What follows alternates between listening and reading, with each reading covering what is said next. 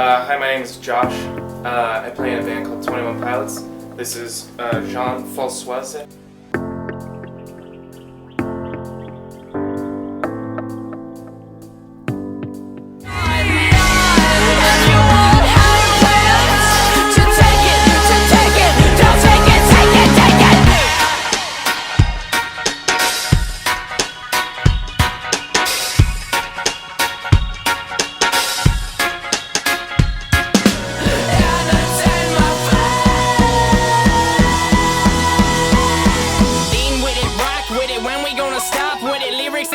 We were gifted with thought. Is it time to move our feet to an introspective beat? It ain't the speakers that bump hearts, it's our hearts that make the beat.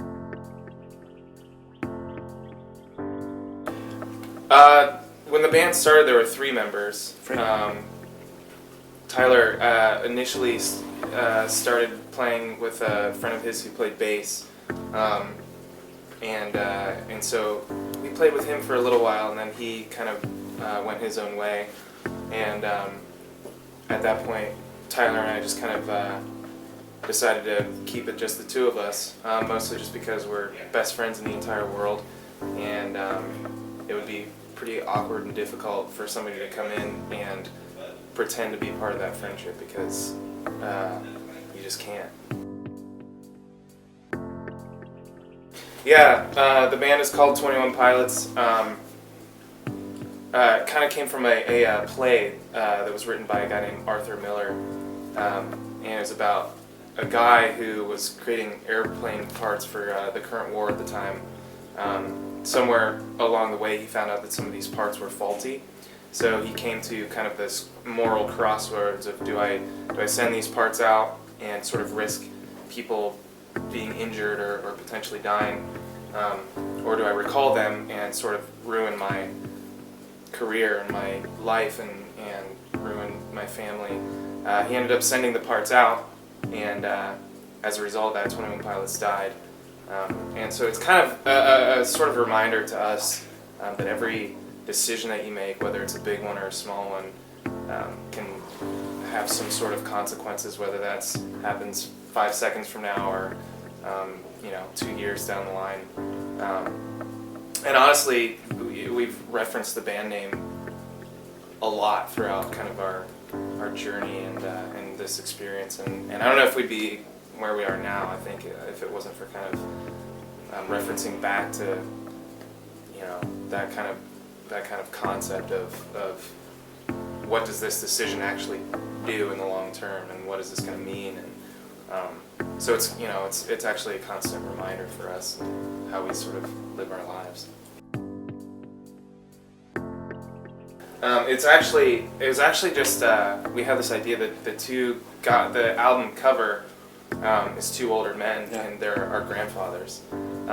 So we just thought it'd be a different kind of idea, something interesting to have our grandpas on the cover. So we just literally called them and had them come do this photo shoot. And I remember my dad went to go pick up my grandpa for this photo shoot, and it's kind of like, what should we have them wear?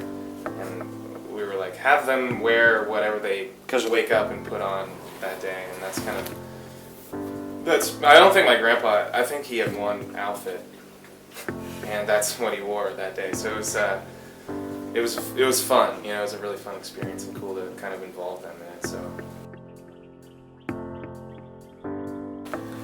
I think, inspiration's an interesting thing, because I think so many things can inspire somebody to do different things too.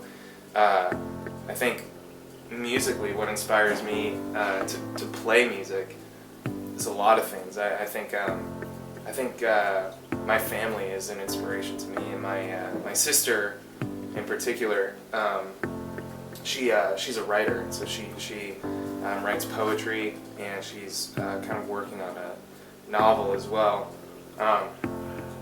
But the way that somebody can think sometimes, and then what they do with those thoughts, and kind of art that they can create, whether it is music, or it's writing, or poetry, or painting, or whatever it is, it's very inspiring. And so when I kind of see that, and I see work that my sister's done, or my other family members, it inspires me, and there's something in me, in my brain, that thinks musically and thinks kind of about drums. And so when I see other forms of art, it really inspires me to continue playing music and creating, and even if that's by myself in a dark room with a drum set, I love to try and be as creative as possible.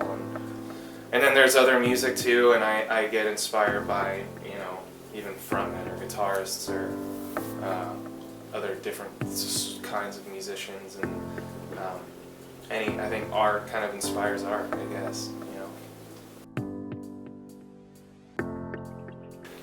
I think so. Yeah, at a young age, none of my family's really musicians or music oriented, but I kind of somehow developed this passion to play, and I would kind of like skateboard or walk to the local music store every day, and my parents and my family were very supportive and loved the idea of me playing an instrument and investing myself into something, and they were always very encouraging and kind of pushed me forward and helped me in any way that they could.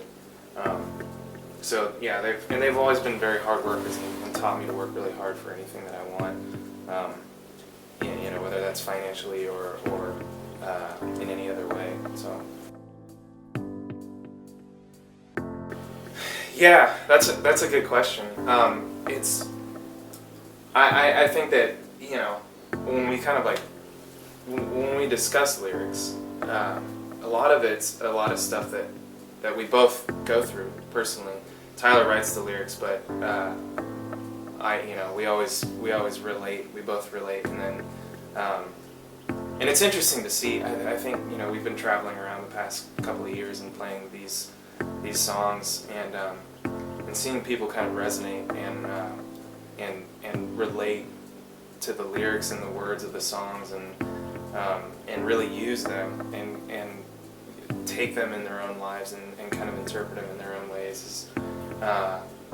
It's really interesting, I think, and I think that, you know, Tyler and I both kind of, we a lot of times like to listen to kind of like the sometimes more somber, kind of introspective kind of songs, maybe that I guess you could call depressing a little bit, and it definitely puts you in a certain mood. And I think that to be able to write about those kind of things, but have it still be a song that people can dance around or jump up and down, or maybe even feel good, even though the lyrics aren't about staying out in the club until 6 a.m.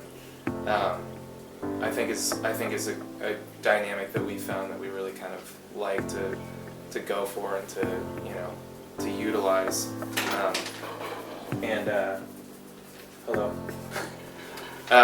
So that's kind of I think at some point I think we might try and experiment with some kind of like slower tempo, maybe darker sounding songs. But I also like to kind of drive around in my car listening to more upbeat stuff sometimes.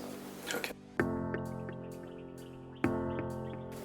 I think when we started playing live, a lot of the songs were sort of written with the live, like how we present it live, pretty much in mind. And so a lot of times Ty and I sit down and we're kind of just like, what stunt can we do here, or what can we like, where can we like fit this, or here's this idea to maybe put drums on the crowd and play on top of people, or stand on top of people. And especially now, I think people want to feel like they're kind of part of the show, and there's like for so long been this kind of wall, this like barrier between a crowd of people and the stage, and I guess we kind of hate that a little bit and try and break that down and be in the crowd a little bit. And so it is, I think every night, I think when I'm on the crowd or when Tyler's on the crowd, I think there's always some sort of a fear that something might go wrong or we might get hurt in some way, but I trust the people, and the people trust you. Yeah, and it's fun to not feel safe all the time. It's fun to kind of, it makes it more exciting for me, more interesting, I guess. I love the smaller venues. Personally, I was just talking about that with a friend of mine, because we played all sorts of venues, and obviously when we started out, we played a bar for 5 people sitting there, and then we've played full arenas or amphitheaters.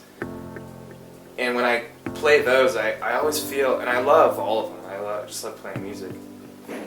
And I think also any band starting out, I think the goal is to kind of play as big of venues as possible, and I think that should be the goal. I think you should want to do that, but the more bigger places that I play, I miss the smaller ones, and where it's like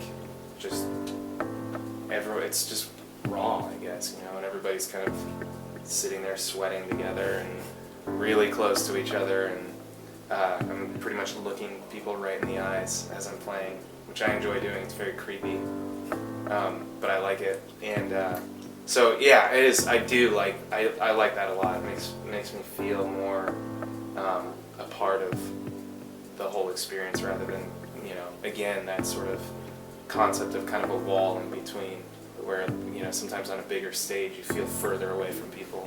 And especially the drummer. Yeah, especially the drummer. No one really cares about the drummer, but that's okay.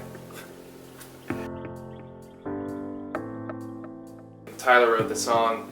There was a time, I think it's happened to almost everybody. If it hasn't happened to you, I hope it doesn't happen to you, where his car radio was stolen out of his car. It happened to me. It's happened to me probably 6 times. That alone sucks, but then after it happens and you kind of live with it for a little while, and you're driving down the road, and for some reason when you're driving you just want to distract your own self, and so you put on music as loud as you can go. And when you don't have that distraction, it kind of like you feel trapped in this metal box moving down the road, and you feel kind of stuck in your, as like a prisoner in your mind almost. And I always feel that way. So I think that when it's completely silent and you're just by yourself, sometimes your mind can turn to a dark place, and it can be mentally violent, I suppose. And so it's and now I after living with having car radios stolen and having one currently, I sometimes just turn it off and drive without it, just to face my own thoughts, because it has to happen sometimes. Probably the main question that people don't ask me is why I don't hold foxes in interviews more often, and I get bothered when people don't ask me that, because I'd be glad to answer it, and the real answer is because nobody provides me with a fox to hold like you have. And so now that I'm here holding this fox that you've given me,